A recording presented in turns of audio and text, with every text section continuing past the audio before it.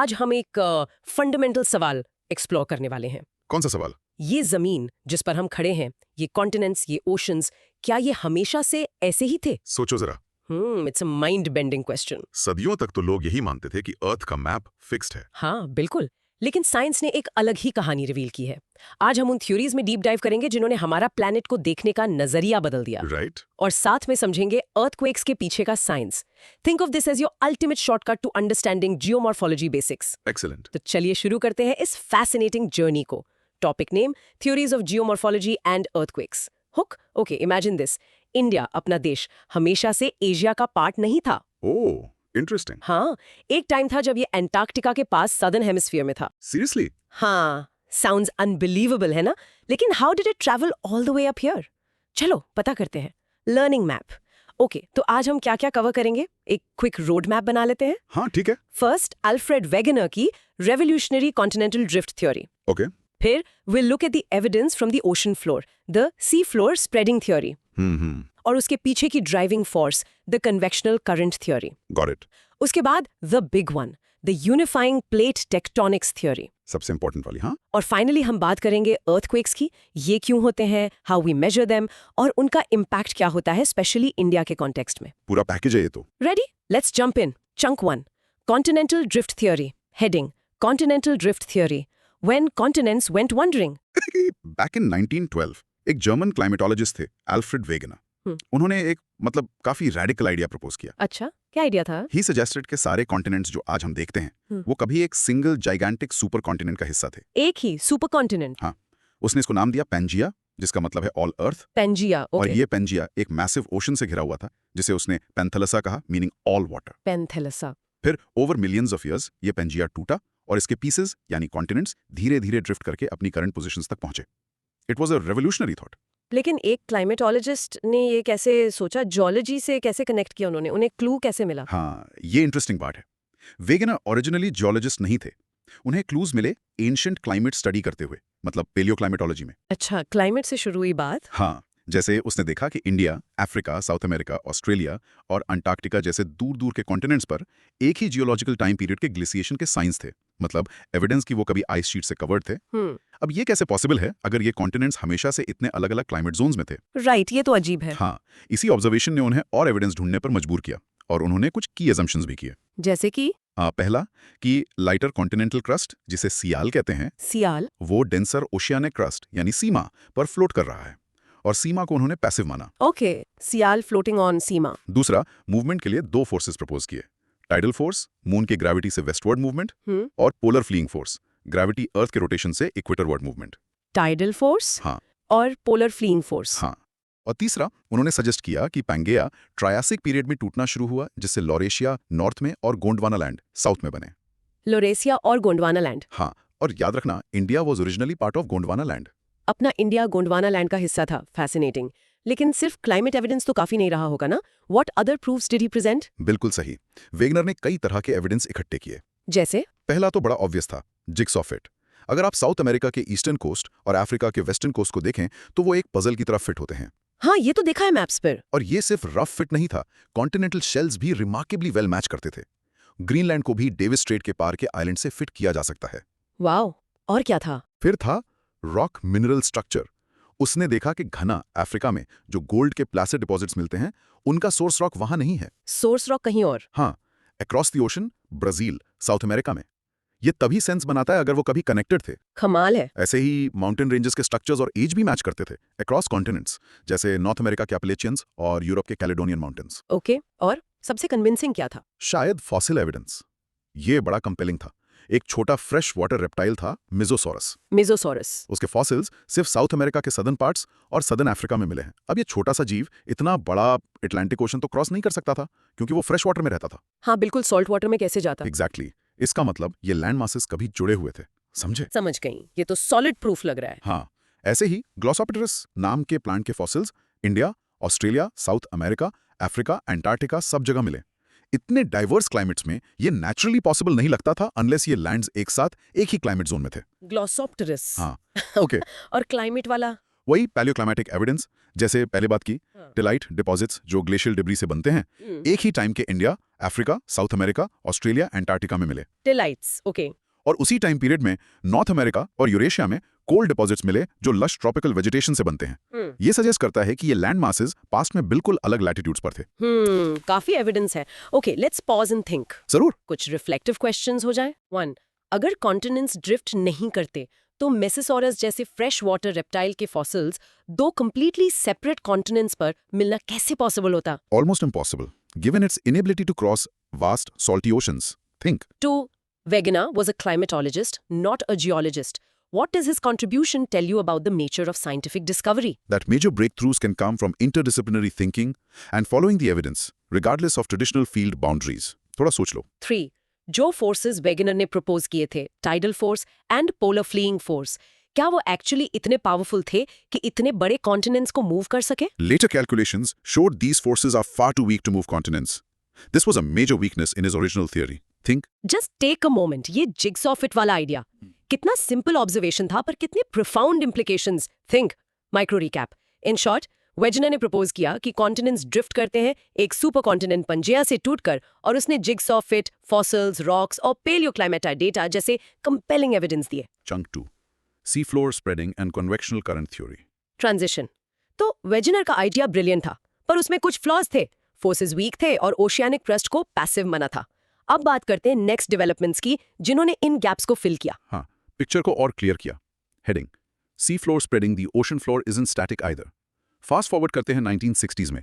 World war 2 के बाद ocean floor mapping technology काफी इंप्रूव हुई थी, सबमरीन वॉरफेयर नीड्स की वजह से। अच्छा, टेक्नोलॉजी का रोल। हाँ, साइंटिस्ट जैसे हैरी हेस ने ये नए मैप स्टडी किए, स्पेशली मिड ओशियानिक रिजेस, वो अंडर वाटर माउंटेन रेंजेस, जैसे mid Atlantic ridge. Mid Atlantic ridge, हाँ। हेस ने कुछ रेडिकल प्रपोज किया कि ओशन फ्लोर खुद मूव कर रहा है। ओशन फ्लोर भी? हाँ, उसने कहा कि एमओआर्स पर नया ओशियानिक क्रस्ट कॉन्स्टेंटली बन रहा है, मैग्मा ऊपर आने से, और फिर ये दोनों तरफ स्प्रेड हो रहा है जैसे एक giant conveyor belt. Conveyor belt? उसके पास इसका क्या प्रूफ था? की एविडेंस आया पेलियोमैग्नेटिज्म से। पेलियोमैग्नेटिज्म वो क्या है? रॉक्स में आयन मिनरल्स होते हैं जो अर्थ की मैग्नेटिक फील्ड के डायरेक्शन में अलाइन हो जाते हैं जब रॉक सॉलिडिफाई होता है, और अर्थ की मैग्नेटिक फील्ड टाइम के साथ रिवर्स होती रहती है। नॉर्थ पोल साउथ बन जाता है, साउथ नॉर्थ। अच्छा, मैग्नेटिक फील्ड रिवर्सल्स। हेस और दूसरों ने एमओआर के आसपास के रॉक्स की मैग्नेटिक प्रॉपर्टीज स्टडी की। उन्होंने रिज के पैरेलल मैग्नेटिक स्ट्राइप्स का एक पैटर्न देखा। स्ट्राइप्स? कैसी स्ट्राइप्स? रिज से बराबर दूरी पर दोनों तरफ के रॉक्स की मैग्नेटिक पोलैरिटी, नॉर्मल या रिवर्स्ड, सेम थी, और उनकी एज भी सेम थी। रिज के पास वाले रॉक्स सबसे यंग थे और उनकी पोलैरिटी करंट मैग्नेटिक फील्ड जैसी थी। ओके। जैसे जैसे रिज से दूर गए, रॉक्स ओल्डर होते गए और उनमें ऑल्टरनेटिंग नॉर्मल और रिवर्स पोलैरिटी के स्ट्राइप्स मिले। एक perfect mirror image on both sides of the ridge. Cool ना? Mirror image, wow. ये सिमेट्री स्ट्रॉन्ग प्रूफ था कि नया क्रस्ट रिज पर बनता है और आउटवर्ड स्प्रेड होता है। समझ गई। Okay, time for reflection again. पूछो। 1, अगर सी फ्लोर कंटिन्यूअसली स्प्रेड हो रहा है एमओआर से, तो अर्थ का साइज बड़ा क्यों नहीं हो रहा? Because while new crust is created at MORs, divergent boundaries, old oceanic crust gets destroyed or recycled back into the mantle at other locations called subduction zones, convergent boundaries. So it's a dynamic balance. Think 2. How did the seafloor spreading theory address a key weakness in Wegener's original continental drift theory? It showed that the oceanic crust is not passive, as Wegener had assumed. Instead, it's actively forming and moving. अब बताओ। 3. How did technological advancements like those during WW2 for submarines influence scientific discovery in this case? They provided the necessary tools, detailed ocean flow maps, paleomagnetic data, to observe phenomena and gather evidence that wasn't previously possible, directly leading to the seafloor spreading theory. Think. एक moment सोचो, हमारे oceans के नीचे भी जमीन बन रही है और मूव कर रही है, constantly recycling itself. Think? हाँ, micro recap. In short, Harry Hess ने पेलियोमैग्नेटिक स्ट्राइप्स और रॉक डेटिंग जैसे एविडेंस यूज करके sea floor spreading theory propose की, proving that the ocean floor is dynamic, नया क्रस्ट एमओआर्स पर बनता है और मूव करता है। Heading: Convectional current theory. Finding the engine. Okay, तो कॉन्टिनेंट्स ड्रिफ्ट कर रहे हैं, सी फ्लोर स्प्रेड हो रहा है, पर इन सब मूवमेंट के पीछे की ड्राइविंग फोर्स क्या है? वेगेनर की फोर्सेस तो वीक थी ना? एग्जैक्टली।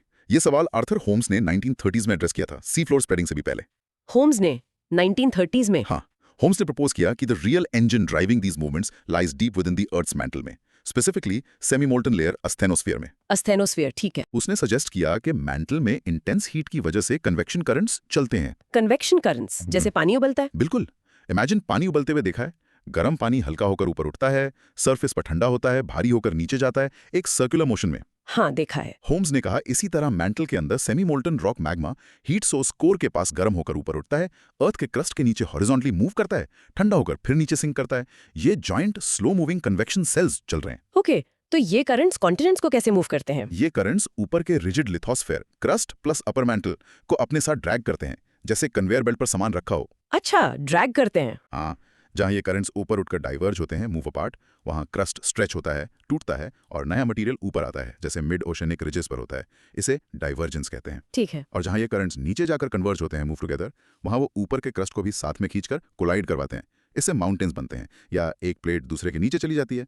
इसे कन्वर्जेंस कहते हैं। Convergence and divergence. तो ये कॉन्वेक्शन करंट्स ही वो इमेंस कंटिन्यूअस फोर्स प्रोवाइड करते हैं जो कॉन्टिनेंट्स और ओशन फ्लोर्स को मूव करने के लिए जरूरी है। Make sense. चलो रिफ्लेक्ट करते हैं। Okay. 1. How did Arthur Holmes' convectional current theory solve the biggest problem with Wegener's original continental drift theory? Provided a much more powerful and geologically plausible mechanism driving force for continental movement compared to the very weak tidal and polar fleeing forces suggested by Wegener. याद रखना। 2. Can you think of a simple everyday example of convection at home? Boiling water in a kettle, hot air rising from a heater and circulating in a room, soup warming up in a pot. Think. 3. Where exactly are these convection currents operating? Inside the crust or deeper down? They operate within the Earth's mantle, specifically in the semi-liquid asthenosphere layer, below the rigid lithosphere. Think. Just visualize for a moment. ये enormous slow motion convection cells अर्थ के अंदर churn कर रहे हैं और ऊपर के continents को राफ्ट्स की तरह कैरी कर रहे हैं। Wow. Think micro recap. In short, Arthur Holmes ने बताया कि अर्थ के मेंटल एस्थेनोस्फीयर में कन्वेक्शन करंट्स जो कोर की हीट से चलते हैं, वही लिथोस्फेरिक प्लेट्स के मूवमेंट के पीछे की प्राइमरी ड्राइविंग फोर्स हैं। Chunk 3. Plate tectonics theory, the grand unifying theory. Transition. Sofa हमने देखा वेगनर का आइडिया, हेस का सी फ्लोर स्प्रेडिंग और होम्स के ड्राइविंग फोर्स कन्वेक्शन करंट्स। अब इन सब पीसेस को जोड़कर देखते हैं वो थ्योरी जो आज जियोलॉजी में सबसे वाइडली एक्सेप्टेड है, the theory of plate tectonics. हाँ, the big picture. Heading. Plate tectonics theory, putting it all together. Around the late 1960s, scientist जैसे मैकेंजी, पाकर और मॉर्गन ने पहले के आइडियाज और एविडेंस को सिंथेसाइज करके एक कॉम्प्रिहेंसिव थ्योरी बनाई, plate tectonics. McKenzie, Parker, Morgan. Okay. ये थ्योरी कहती है कि अर्थ का outermost rigid layer, the lithosphere, जो क्रस्ट और अपरमोस्ट सॉलिड मैंटल से बना है, वो सेवरल लार्ज और स्मॉल पीसेस में टूटा हुआ है। इन्हें प्लेट्स कहते हैं। प्लेट्स, जैसे टूटे हुए एग शेल की तरह। हाँ, बिल्कुल वैसा ही। करीब 7 मेजर प्लेट्स हैं, जैसे Pacific, north American, Eurasian, African, Indo Australian, Antarctic, south American और बहुत सी माइनर प्लेट्स भी हैं। 7 मेजर प्लेट्स।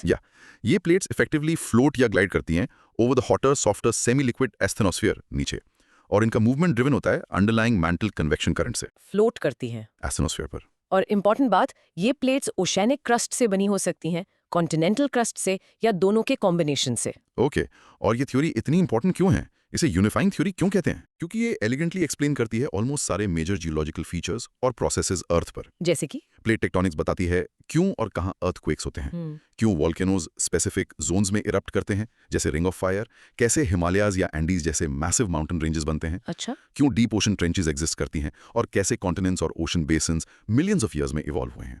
ये उन फिनोमेना को कनेक्ट करती है जो पहले डिस्कनेक्टेड लगते थे। Got it. तो प्लेट्स मूव करती हैं, लेकिन जहां वो मिलती हैं वहां क्या होता है? प्लेट बाउंड्रीज पर। बिल्कुल, सबसे dramatic geological activity plate boundaries पर ही होती है, जहां प्लेट्स इंटरैक्ट करती हैं। 3 मेन टाइप्स हैं। 3 टाइप्स, कौन कौन से? पहला, डाइवर्जेंट कंस्ट्रक्टिव बाउंड्रीज। यहाँ प्लेट्स एक दूसरे से दूर जा रही हैं। डाइवर्जिंग, दूर जा रही हैं। हाँ, जैसे ही वो अलग होती हैं, नीचे से मैग्मा ऊपर आता है, सॉलिडिफाई होता है और नया लिथोस्फीयर क्रस्ट बनाता है।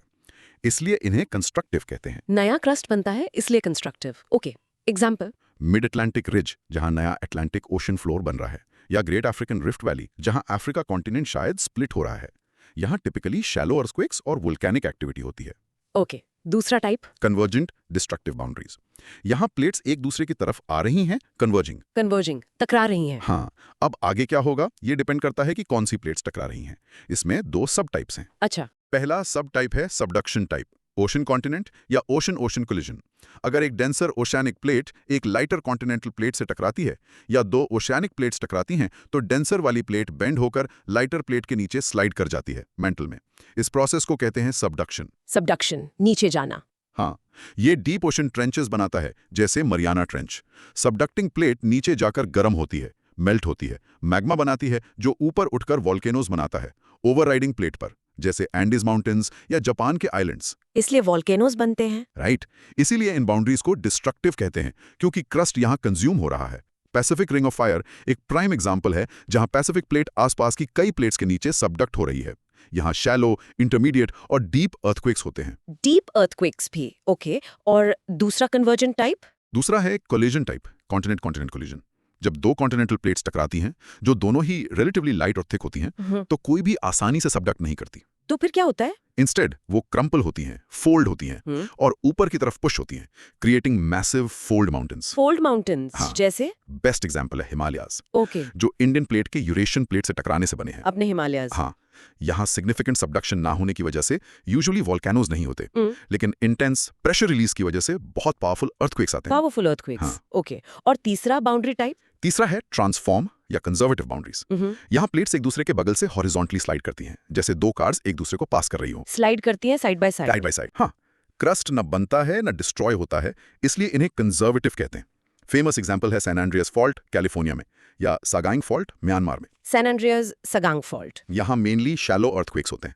कभी कभी लीकी ट्रांसफॉर्म फॉल्ट्स पर थोड़ी वॉल्केनिक एक्टिविटी भी हो सकती है। समझ गई तीनों टाइप्स, बहुत interesting. Let's pause for reflection. ठीक है। 1. हिमालयाज में वॉल्केनोज क्यों नहीं हैं, जबकि एंडीज माउंटेन साउथ अमेरिका में इतने सारे हैं? हिमालयाज बने हैं कॉन्टिनेंट कॉन्टिनेंट कोलिजन से, जहां कोई मेजर सबडक्शन नहीं होता, इसलिए मैग्मा नहीं बनता।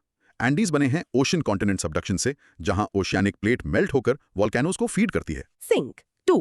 Why is the Pacific Ring of Fire so geologically active? Earthquakes, volcanoes. Because the large Pacific plate is mostly surrounded by convergent boundaries where it's subducting under other plates, North American, Eurasian, Indo-Australian, etc., leading to intense melting and stress release. थोड़ा सोच लो। 3. Plate tectonics theory किन पुरानी theories के main ideas को integrate करती है? It combines Wegener's continental drift, continents move, Hess's sea flow spreading, ocean flow dynamics, and Holmes's convection currents, the driving mechanism, into one comprehensive model. अब बताओ। Just imagine, हम सब एक giant slowly moving raft पर है, एक tectonic plate. Think. Micro recap. In short, plate tectonics वो unifying theory है जो बताती है कि अर्थ का लिथोस्फीयर प्लेट्स में टूटा है, जो एस्थेनोस्फीयर पर कन्वेक्शन करंट से चलती हैं। उनके interactions divergent, convergent, transform boundary से अर्थक्वेक्स, वॉल्केनोज, माउंटेन्स जैसे फीचर्स बनते हैं। Chunk 4. Earthquakes. When the earth shakes. Transition. अब जब हमने देख लिया कि प्लेट्स कॉन्स्टेंटली मूव कर रही हैं और इंटरैक्ट कर रही हैं, तो इसका एक डायरेक्ट कॉन्सिक्वेंस है अर्थक्वेक्स। चलो देखते हैं ये क्या होते हैं और इनके पीछे की मैकेनिक्स क्या है। हाँ, प्लेट मूवमेंट्स का सबसे जाना माना result, heading, earthquakes, understanding the tremors. Basically earthquake मतलब जमीन का अचानक हिलना या वाइब्रेशन। ये तब होता है जब अर्थ के लिथोस्फीयर में stored elastic energy suddenly release होती है। एनर्जी रिलीज कैसे? ये एनर्जी अक्यूमुलेट होती है जब टेक्टोनिक प्लेट्स मूव करती हैं और उनके एजेस पर रॉक्स पर स्ट्रेन पड़ता है। जब ये स्ट्रेस रॉक की स्ट्रेंथ से ज्यादा हो जाता है, तो रॉक सडन ब्रेक होता है या किसी एग्जिस्टिंग फॉल्ट के अलोंग स्लिप करता है। फॉल्ट के अलोंग स्लिप? हाँ, इससे स्टोर्ड एनर्जी रिलीज होती है साइज्मिक वेव्स के फॉर्म में। Seismic waves, okay. कुछ की टर्म्स हैं, फोकस, एपिसेंटर, ये क्या है? Good question. सी? फोकस या हाइपोसेंटर, ये वो पॉइंट है अर्थ के अंदर जहां से अर्थक्वेक रप्चर एक्चुअली शुरू होता है, जहां एनर्जी रिलीज होती है। ये शैलो भी हो सकता है या डीप पे? जमीन के अंदर का पॉइंट। फोकस। हाँ। एपिसेंटर? ये पॉइंट अर्थ की सरफेस पर होता है, डायरेक्टली फोकस के ऊपर, क्योंकि ये सरफेस पर रप्चर पॉइंट के सबसे करीब होता है। जनरली शेकिंग यहाँ सबसे इंटेंस होती है। सरफेस पर फोकस के ठीक ऊपर। एपिसेंटर। Got it. और ये एनर्जी जो रिलीज होती है कैसे ट्रैवल करती है? अलग अलग वेव्स की बात सुनी है। राइट। रिलीज्ड एनर्जी फोकस से बाहर की तरफ ट्रैवल करती हैं, साइज्मिक वेव्स के फॉर्म में। हाँ। दो मेन कैटेगरीज हैं। दो कैटेगरीज। हाँ, पहली है बॉडी वेव्स। ये अर्थ के इंटीरियर से ट्रैवल करती हैं। बॉडी वेव्स अंदर से। इसमें दो टाइप्स हैं, पी वेव्स, प्राइमरी वेव्स। ये सबसे फास्ट होती हैं और सिज्मोग्राफ पर सबसे पहले पहुंचती हैं। प्राइमरी ये कंप्रेशनल वेव्स हैं, पार्टिकल्स को वेव के डायरेक्शन में पुश और पुल करती हैं, जैसे sound waves. Importantly, P waves solid, liquid और गैस तीनों मीडियम से ट्रैवल कर सकती हैं। पी वेव्स फास्टेस्ट, तीनों मीडियम से। Okay. S waves, secondary waves. ये पी वेव से स्लोअर होती हैं। ये ट्रांसवर्स या शेयर वेव्स हैं, पार्टिकल्स को वेव के डायरेक्शन के परपेंडिकुलर, अप डाउन या साइड टू साइड शेक करती हैं। क्रूशली, एस वेव्स सिर्फ सॉलिड से ट्रैवल कर सकती हैं। वो लिक्विड्स जैसे अर्थ का आउटर कोर से पास नहीं हो सकती, क्योंकि लिक्विड्स शेयर स्ट्रेस को सस्टेन नहीं कर सकते। एस वेव्स स्लोअर, सिर्फ सॉलिड से, हाँ आउटर कोर से नहीं। बिल्कुल नहीं, ये बहुत इंपॉर्टेंट पॉइंट है। फिर आती है दूसरी category, surface waves. Surface waves, surface पर। हाँ, ये अर्थ की सरफेस के अलॉन्ग ट्रैवल करती हैं और तब जनरेट होती हैं जब बॉडी वेव्स सरफेस तक पहुंचती हैं। ये जनरली बॉडी वेव्स से स्लोअर होती है, बट उनका एम्पलीट्यूड बड़ा होता है, इसीलिए ये सबसे ज्यादा डिस्ट्रक्टिव होती हैं। अच्छा, ये ज्यादा डिस्ट्रक्टिव हैं। इनके टाइप्स? दो मेन टाइप्स हैं। एल वेव्स, ये सरफेस को horizontally side to side shake करती हैं, बिल्डिंग्स के लिए बहुत डैमेजिंग हो सकती हैं। L waves, side to side shaking. R waves, ये ग्राउंड को एक रोलिंग मोशन में मूव करती हैं, up down and forward backward, जैसे पानी पर वेव्स। ये भी बहुत डिस्ट्रक्टिव हो सकती हैं और अंडर सी अर्थक्वेक्स में सुनामीज जनरेट कर सकती हैं। R waves, rolling motion, tsunami भी। वाओ, तो एस वेव्स का लिक्विड से पास ना होना इंपॉर्टेंट क्यों था? बहुत इंपॉर्टेंट। साइंटिस्ट ने ऑब्जर्व किया कि हर अर्थक्वेक के लिए अर्थ पर कुछ एरियाज होते हैं जहां डायरेक्ट एस वेव्स रिकॉर्ड नहीं होते। इसे एस वेव शैडो जोन कहते हैं। शैडो जोन, जहां एस वेव्स नहीं पहुंचती। हाँ, इसी ऑब्जर्वेशन से ही उन्होंने कंक्लूड किया कि अर्थ का outer core must be liquid, क्योंकि एस वेव्स उससे पास नहीं हो पा रही थीं। इससे पता चला कि आउटर कोर लिक्विड है। अमेजिंग। हाँ, पी वेव्स लिक्विड से पास हो जाती हैं बट स्लो डाउन हो जाती हैं, जिससे उनका भी एक शैडो जोन बनता है, पर छोटा। तो साइस्मिक वेव्स एक्सरेज की तरह हैं, अर्थ के अंदर देखने में मदद करती हैं। इनक्रेडिबल। अब अर्थक्वेक्स को मेजर कैसे करते हैं? रिक्टर स्केल सुना है। हाँ, मेजरमेंट के लिए दो मेन कॉन्सेप्ट्स हैं, मैग्नीट्यूड और इंटेंसिटी। मैग्नीट्यूड और इंटेंसिटी, फर्क क्या है? रिक्टर स्केल ये अर्थक्वेक की मैग्नीट्यूड मेजर करता है, यानी सोर्स पर कितनी एनर्जी रिलीज हुई। ये साइज्मोग्राफ पर रिकॉर्ड हुई साइज्मिक वेव्स के एम्पलीट्यूड यानी मैक्सिमम ग्राउंड मोशन पर बेस्ड है। ये एक लॉगैरिथमिक स्केल है। लोगैरिथमिक? मतलब इसका मतलब है कि हर एक होल नंबर इंक्रीज यानी 5 से 6 represents 10 times larger amplitude of shaking और रफली 32 टाइम्स मोर एनर्जी रिलीज। तो मैग्नीट्यूड 7 मैग्नीट्यूड 6 से 32 गुना ज्यादा एनर्जी रिलीज करता है। 32 गुना? बहुत ज्यादा डिफरेंस है ये तो। हाँ, फिर है मरकाली स्केल, मॉडिफाइड मरकाली इंटेंसिटी, MMI।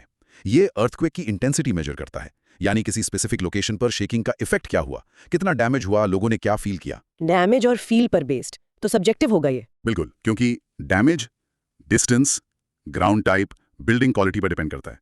ये रोमन न्यूमरल्स में एक्सप्रेस होता है, I नॉट फेल्ट से 12 कैटास्ट्रॉफिक डिस्ट्रक्शन तक। I से 12। ओके, और कोई स्केल? हाँ, आजकल scientists mostly moment magnitude scale use करते हैं।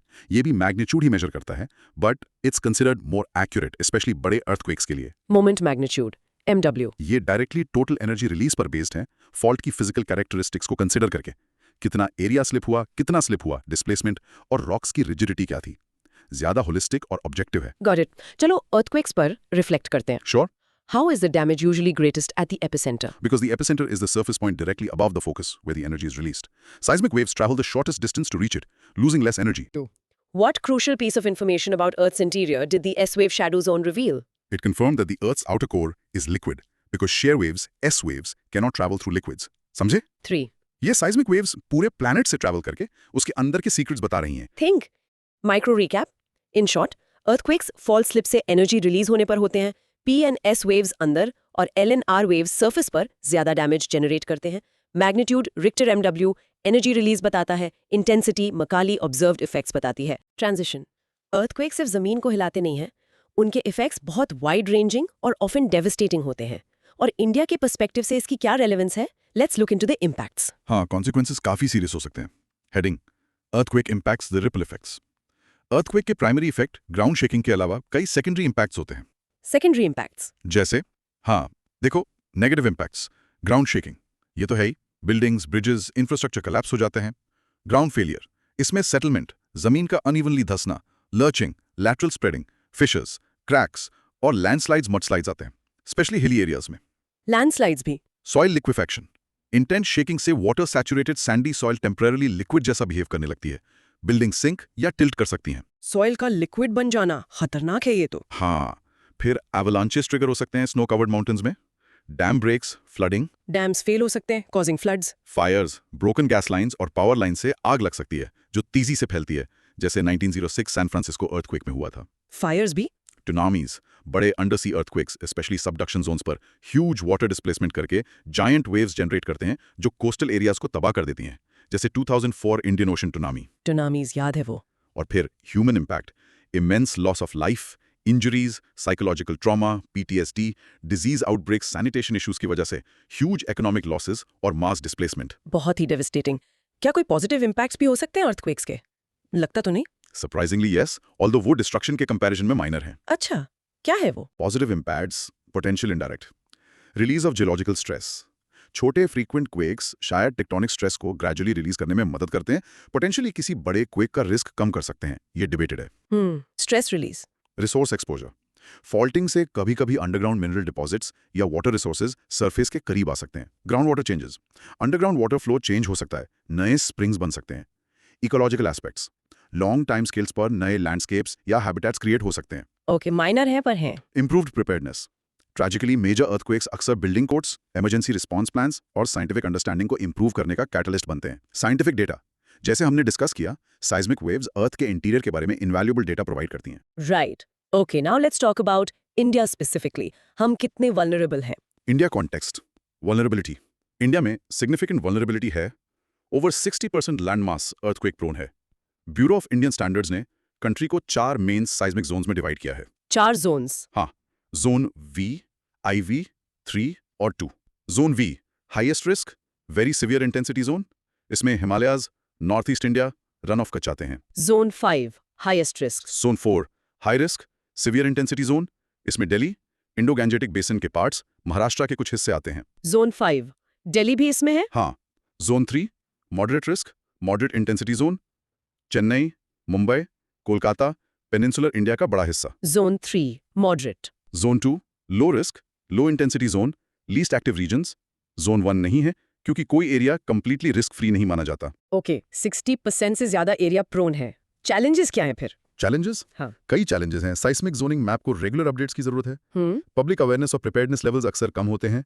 अर्थक्वेक रेजिस्टेंट बिल्डिंग कोड्स का एनफोर्समेंट स्ट्रॉन्ग करना होगा, स्पेशली छोटे शहरों और रूरल एरियाज में। बिल्डिंग कोड्स का एनफोर्समेंट, हाँ। और एग्जिस्टिंग पुरानी बिल्डिंग्स को रीट्रोफिट करना, उन्हें सेफ बनाना एक बहुत बड़ा और कॉस्टली टास्क है। रीट्रोफिटिंग, समझ गई। गवर्नमेंट ने क्या स्टेप्स लिए हैं? गवर्नमेंट स्टेप्स, सरकार ने मेजर्स लिए हैं, जिससे डिजास्टर मैनेजमेंट एक्ट 2005, जिससे NDMA, SDMA, DDMA फ्रेमवर्क बना, national policy on disaster management 2009, national building codes को अपडेट करना और national earthquake risk mitigation project जैसे प्रोग्राम्स चलाना।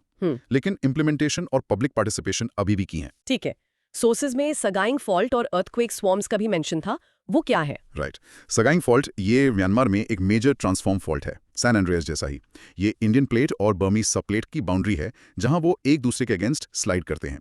सोर्स में 28 मार्च 2025 को यहाँ एक बड़े शैलो अर्थक्वेक का जिक्र था। नोट, ये फ्यूचर डेट सोर्स में शायद टाइपो है, बट हम वैसा ही बता रहे हैं। शैलो अर्थक्वेक्स ट्रांसफॉर्म फॉल्ट्स पर अक्सर बहुत डिस्ट्रक्टिव होते हैं। सगाइंग फॉल्ट म्यांमार में, ओके। और earthquake swarms? Earthquake swarms normally earthquake sequence में एक मेन शॉक होता है, फिर छोटे आफ्टर शॉक्स। स्वॉर्म्स अलग हैं। ये किसी लोकलाइज्ड एरिया में थोड़े टाइम में, दिन या महीने, बहुत सारे छोटे छोटे अर्थक्वेक्स के क्लस्टर्स होते हैं, बिना किसी clear identifiable single main shock के। बिना मेन शॉक के बहुत सारे छोटे क्वेक्स, स्वॉर्म्स। हाँ, इंटरेस्टिंगली स्वॉर्म्स रिलेटिवली स्टेबल माने जाने वाले रीजन्स में भी ऑब्जर्व किए गए हैं, जैसे इंडिया का डेक्कन प्लेटो, पलघाय, लातूर, कोयना एरियाज। डेक्कन में भी क्यों? पॉसिबल कॉजेज हो सकते हैं localised stress buildup, intraplate stress, ancient faults का रिएक्टिवेशन, अंडरग्राउंड फ्लूइड्स का मूवमेंट, हाइड्रोथर्मल एक्टिविटी, या कभी-कभी ह्यूमन एक्टिविटीज जैसे रेजर्वॉयर इंड्यूस्ड साइज्मिसिटी, जैसे कोयना डैम के रेजर्वॉयर का प्रेशर शायद छोटे क्वेक्स ट्रिगर करता है। अच्छा, डैम्स भी कॉज हो सकते हैं। ओके, फाइनल रिफ्लेक्शन क्वेश्चंस इस सेक्शन के लिए। पूछो। 1. Are earthquake impacts purely negative? No. While overwhelmingly destructive, they can be minor potential positives, like geological stress release or providing scientific data. Think. 2. Why is following earthquake-resistant building codes so critical in zones like IV and 5 in India? It's between an earthquake swarm and a typical earthquake sequence, main shock plus aftershocks. Swarms lack a single dominant main shock. They are just a cluster of many small quakes. Typical sequences have a clear largest event, main shock, followed by smaller decaying aftershocks. This collapse or significantly reduce loss of life and property damage during an earthquake, which is highly probable in these zones. याद रखना। 3. What's the main difference between an earthquake swarm and a typical earthquake sequence, main shock plus aftershocks? Swarms lack a single dominant main shock. They are just a cluster of many small quakes. Typical sequences have a clear largest event, main shock, followed by smaller decaying aftershocks. अब बताओ, recap and active recall पूरे topic का। Wow, क्या journey थी ये, shifting continent से लेकर shaking ground तक। चलो इस पूरे टॉपिक को क्विकली रिकैप करते हैं। Theories of geomorphology and earthquakes. Let's summarise. Continental drift, Wegener का आइडिया कि कॉन्टिनेंट्स मूव करते हैं, पैंगिया से शुरू होकर। Proofs, jigsaw fit, fossils, rocks match, palaeoclimate data, weakness, driving force नहीं बता पाए थे ठीक से। Right. Sea floor spreading and convection currents, Hess ने दिखाया ओशन फ्लोर स्प्रेड होता है। पैलियोमैग्नेटिज्म एविडेंस, होम्स ने मैंटल कन्वेक्शन करंट्स को इस मूवमेंट का इंजन बताया। Correct. Plate tectonics, the grand unifying theory, lithosphere plates में टूटा है, कन्वेक्शन से चलता है, बाउंड्रीज डाइवर्जेंट, कन्वर्जेंट, ट्रांसफॉर्म पर एक्शन होता है, अर्थक्वेक्स, वॉल्केनोज, माउंटेन्स, ट्रेंचेस। सबसे comprehensive explanation. Earthquakes, fault slip से energy release, seismic waves, PSLR, magnitude, Richter, MW और इंटेंसिटी मकाली से मेजर करते हैं। Impacts mostly negative, India vulnerable है, जोन्स 2 to 5, स्वॉर्म्स अलग होते हैं। Perfect summary. All right, time for a quick recall test. Ready? Let's do it. 1. In your opinion, what was Wegener's most convincing piece of evidence for continental drift? Could be the jigs of its simplicity, the impossibility of Mesosaurus crossing oceans, or the stark paleoclimatic contradictions. All are strong points. 2. What is considered the primary driving force behind plate movement in plate tectonics? Convection currents within the Earth's mantle, asthenosphere. 3. Name the 3 main types of plate boundaries and briefly describe the relative motion at each. Divergent, moving apart. Convergent, moving together. Transform, sliding past. 4. Why can S waves not travel through the Earth's outer core? Because S waves are shear waves, and liquids, like the outer core, cannot sustain shear stress. They deform instead. 5. What's the fundamental difference between earthquake magnitude and intensity? Magnitude, e.g., MW, Richter, measures the energy released at the source, objective. Intensity, e.g., Mercalli, measures the observed effects or damage at a specific location, subjective. 6. Give one potential reason why earthquake swarms might occur in a relatively stable area like the Deccan Plateau. Intraplate stress accumulation, reactivation of ancient hidden faults, hydrothermal fluid movement, reservoir-induced seismicity, human activity. Self explanation. अब तुम अपने words में बताओ इस पूरी discussion का core idea क्या था? Single most important takeaway. Basically earth की सरफेस फिक्स्ड नहीं है, ये इनक्रेडिबली डायनामिक है, कॉन्स्टेंटली रीशेप हो रही है टेक्टोनिक प्लेट्स की स्लो बट पावरफुल मूवमेंट से, जिसके पीछे अर्थ के अंदर की हीट है, और इससे माउंटेन से लेकर डेविस्टेटिंग अर्थक्वेक्स तक सब कुछ होता है। एकदम सही। Challenge, ready for a final challenge? Try explaining this entire story Wegener के पहले क्लूज से लेकर अर्थक्वेक्स कैसे काम करते हैं तक किसी इमेजिनरी फ्रेंड को सिर्फ 2 मिनट्स में। Give it a go. Hopefully ये एक्सप्लोरेशन आपको इल्यूमिनेटिंग लगा होगा। ये फंडामेंटल कॉन्सेप्ट समझने से हम अपने प्लैनेट के डायनामिक नेचर और हमारे पैरों के नीचे कॉन्स्टेंटली काम कर रही पावरफुल फोर्सेस को अप्रिशिएट कर पाते हैं। बिल्कुल, अगर ये डीप डाइव पसंद आया तो अपने नोट्स में की आइडियाज लिख के देखो और कॉन्सेप्ट्स को रिकॉल करने की प्रैक्टिस करो। अगर आप इंटरेस्टेड हैं तो हम इस मटेरियल पर बेस्ड एक शॉर्ट क्विज या कुछ फ्लैश कार्ड्स भी प्रिपेयर कर सकते हैं। Just let us know. जरूर। We'll meet again soon for another deep dive into knowledge.